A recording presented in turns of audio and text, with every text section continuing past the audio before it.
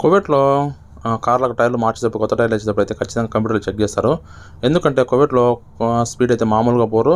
కువైటోళ్ళు 130, 140, 150 కూడా పోతారు. మామూలుగా అందరూ అయితే గనక 100 లోపల 100 పైనే పోతుంటారు కాబట్టి ఆ కంప్యూటర్‌లో చెక్ చేస్తే ఏమన్నా ప్రాబ్లమ్ ఉంటే ఎంబడే తెలిసిపోతది.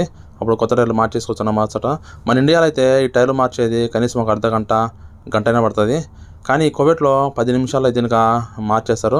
ఎందుకంటే మొత్తం మిషనరే కాబట్టి మన ఇండియాలో అయితే ఆ సుత్తి తీసుకొని కొట్టి చేత్తోనే తీయాలి కాబట్టి చాలా కష్టము. ఇక్కడైతే మొత్తం మిషనే.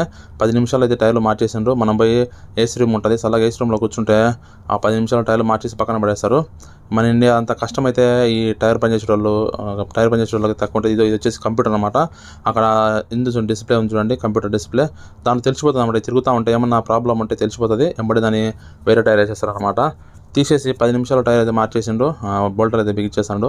జత టైర్లు వచ్చి 52 దినార్లు అంటే 12,000 చిల్లర.